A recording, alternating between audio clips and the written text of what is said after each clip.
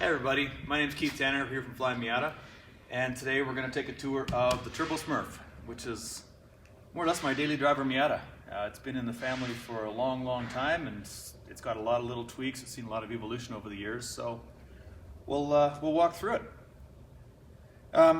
When we got this, it had a Sebring supercharger. It had a Miata Club of America sticker in the window. It had suspension upgrades, exhaust upgrades, undercar braces, and I think every single one of those parts has gone away now, with the exception of the catalytic converter. It still has the high flow catalytic converter it had when I bought it. But otherwise, everything has changed. Let's start with what you can see on the outside.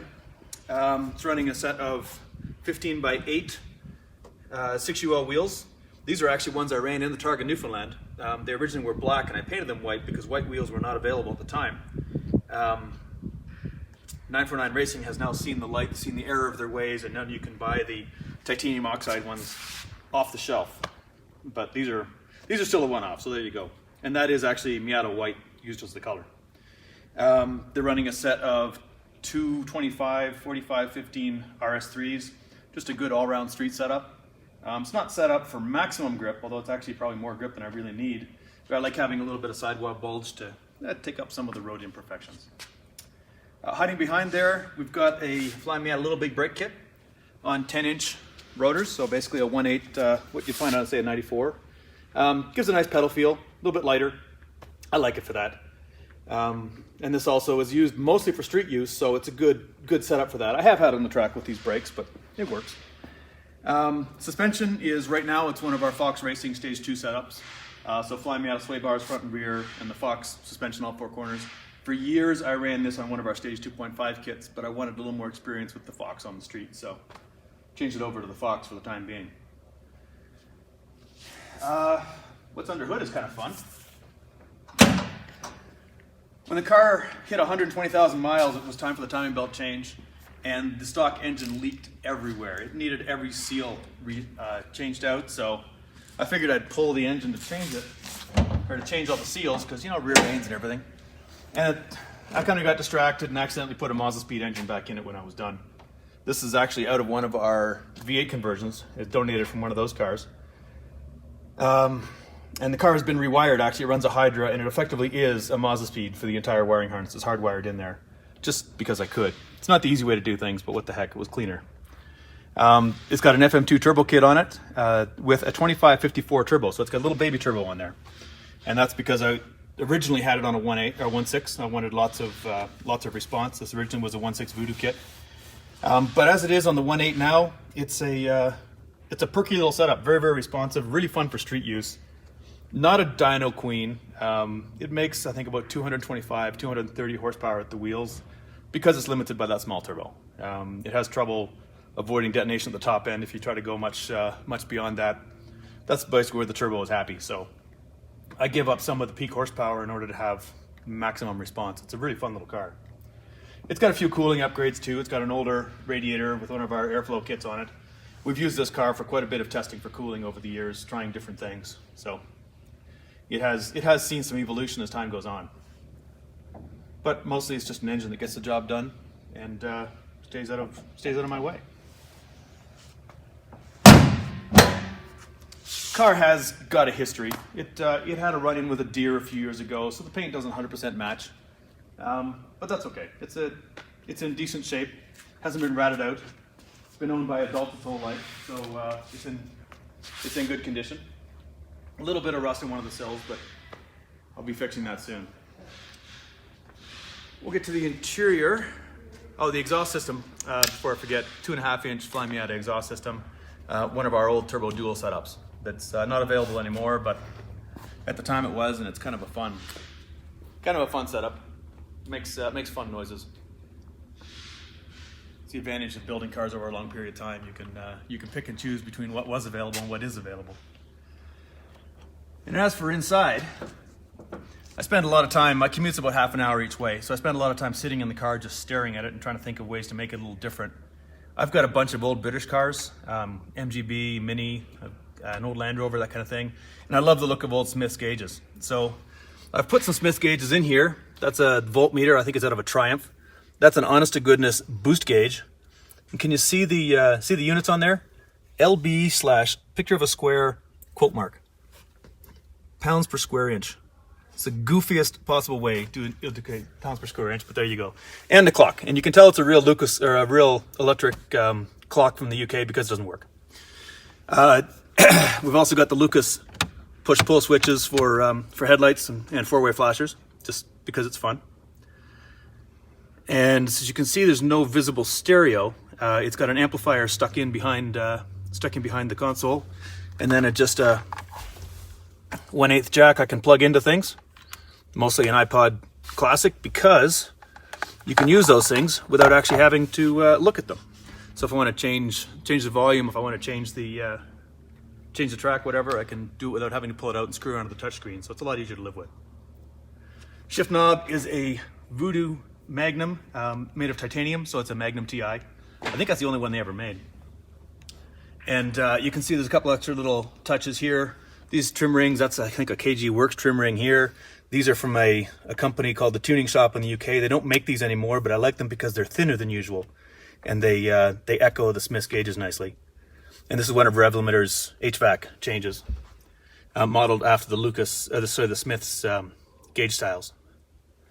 If you look over here, I think you might have to run around the other side to see this. It's got custom gauges on the dash too. Again, modeled to look after the old Smith stuff, including having the tachometer twisted, which is an old race car trick. You put the red line up near the top, it's easier to see, and it just kind of looks fun. And again, you can see that great pounds per square inch thing on the oil pressure gauge. It's so goofy. And a Momo Prototipo wheel in there. The seats have also been custom formed. It's more than just the usual foamectomy you read about on the forums. That I actually take the covers off, start shaving out shaving the foam, sitting in it, shaving the foam, sitting in it. So they're modified all the way around. They get me down quite a bit because I've got a tall torso, but also they have extra space and more lumbar support on the sides. So very, very comfortable. They feel like custom fitted seats because they are custom fitted seats. There's extra sound deadening underneath the rear deck, underneath the parcel shelf, on the rear bulkhead that keeps down the noise transmission. Car runs at 5-speed with a 410 rear, speaking of transmissions, because that's the combo I like the most for the 1.8 engine. There's no top, as you might notice. That's because this thing runs a hard top 100% of the time. We just took it off so you could see it. And this gives you a nice little storage area back here, and I just like the way it looks. This is an old Deuce setup. It's not personally my favorite bar, so this will probably be coming out and be replaced with a more traditional roll bar, but at the time, this is what we were looking to do, so that's what we did. And I think it's got a butterfly brace underneath too. This is actually one of the development cars for the butterfly brace, which tells you how long it's been around. This has got I think this is the oldest butterfly brace still on a car, so it's been around for a while. And that's about all I've got for this car. It's basically just a fun little street car. It's not the best at anything. It's just really good at being a comfortable place to spend day to day. It can go on the track. It does go on the track occasionally, but mostly it's just a fun car, which is kind of the whole point of these things. Do we have any questions, Kyle? I think you've covered it all. We covered it all. A lot of watchers, no questions. Okay. Well, there you go. This is what happens when you own a Miata for. Gotta have my hands on this thing for probably close to 10 years. Yeah, over 10 years. I put the turbo on when we were getting ready for the first Target Newfoundlands. That was 2008, so it's been over 10 years. And you just keep playing with it as you go. This is the end result. It's important with a car like this to have a good idea what you want to do. You know, if you follow the trends, if you follow the sort of thinking you see in some areas where everything's got to be 100% track ready all the time, or where it's it's useless if it doesn't have 800-pound springs, that kind of thing, you end up compromising the car too much in one way. This car, I always had a pretty good idea of what it was I wanted here, and that's helped make a car that works pretty well for a wide variety of uses. It's not the world's fastest track car, that's fine, but it is a comfortable car to jump in, drive across several states, have a good time, drive home again, and just drive it to work every day without getting beaten up or having to be punished. There's room in this world for compromise. And that's, do we have a Kyle? We have a question, one Kyle? question, a request to hear it. Yeah, it sounds like a 4-cylinder Miata. Nothing too exciting. The exhaust is a little throatier than you hear these days, I think. And now we'll find out. The car does have a history. When I got it, it had a car alarm put in that was probably put in by some high schooler working part-time at Circuit City. And there were something like 7 splices in a 1-foot length of the main ignition wire. I'm telling you this because it may or may not respond to the start button on the first try. This is how you can tell a real car from a show car. Didn't have that myself. So a little throaty. When you've got the top on, the hard top on, you don't hear a whole lot of exhaust note, but it's got a nice little purr to it. I originally built the car with an actual aspirated exhaust system, and it was hilarious. You couldn't hear the exhaust note at all. You just heard pneumatic noises from under hood. All you could hear was air moving around, which was kind of entertaining. I came across this exhaust in our system, kicking around the shop, and I figured, what the heck? See if I can bring up the top end just a little bit. I like it.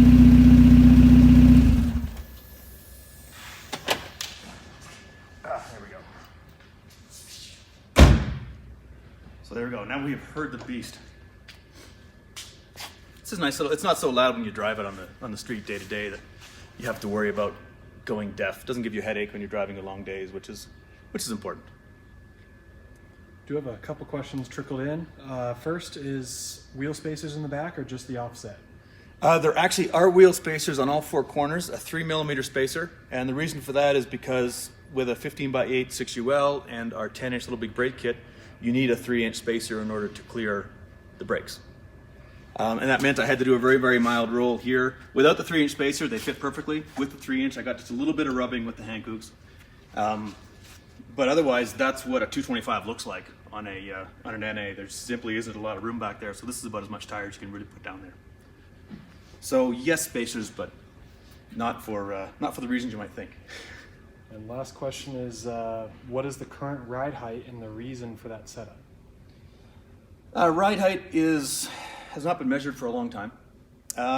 We've played around with the ride height over the years. If you look on the Fox suspension right up for this car online, you'll actually see a picture of this thing jacked up quite a bit. It was an experiment we did over the winter one time. I do have a set of winter wheels and tires that it runs in the wintertime. Ride height should be pretty darn close to our FM springs, which is 12.5 front, 13 rear. I think it's right around there. I'd have to measure it to find out for sure, but the reason is to give it enough suspension room to move. The Foxes have relatively high spring rates, but you don't want to slam the car. There's no points to be gained by dragging stuff. This is a car that gets used all over the place every day, so that's where it sits. It's a good combination, I think, of performance and clearance. Kyle has more questions. What ECU and what's the offset of the wheels? The wheels are the standard 6UL offset. I think it's a 36 for this fitment, and with those 3mm spacers, effectively it's a 33 offset wheel. The ECU is a Hydronemesis 2.7. It used to run a stock ECU with a Voodoo box, but then I wanted to push it a little bit further, get rid of some little quirks that it had. The Hydra is hardwired in, so I have committed to this. I don't know if that was necessarily the right choice, but I didn't want any extra interface harnesses in the way. And because I was doing the 1.8 conversion, I said, what the heck, I've got the ability, I've got the parts I need. So it plugs in just like a Mazda Speed ECU, just like an NB ECU would, with all the standard sensors that we have in the Mazda Speed as well. So it's not really a modified 1.6 harness, it's really a 1.8 harness that happens to be in an old 1.8 chassis. And or 1.6 chassis, we tell people not to do it that way because it's more work, but you know, sometimes you don't listen to your own advice. What's the worst bit on the car? The worst bit on the car? That stupid starter button. The other thing, it's got some rust on the sill on the driver's side that I need to cut out and patch. It's just the skin. The structure's not bothered by it yet, but yeah, it does need to be does need to be affected or fixed. Relatively easy thing to do. I almost did it yesterday just for fun. And personally, the next thing I want to change is I want to get rid of this, the deuce. It's not my choice. So I will either take out the roll bar completely because it's not really a track car, or I will put in a fairly standard hard dog that we have on most of the cars here. Normally you can't see the deuce because the hard top's on, so it doesn't bother me. So, oh, here's another little tweak I put in years ago. Oh yeah, this door's a little tight. It's got a, this is something we actually used on the Targa Miata too. This is off a BMW Z3 of all things. It's a really handy little cargo net. It attaches with sort of carpet screws, so it's really easy to put on there. Standard BMW OE part. But you would not believe how handy it is to have a little place to stash stuff out of the way. When we were on the Targa Newfoundland, that's where we kept route books and snacks and whatever. Not in this car, but in the Targa car. But on this one, it's just simply, I think I got my ice scraper in there. There you go. That's how you know that this is a real working car. It has an ice scraper in it. I actually had 3 before I cleaned it out yesterday.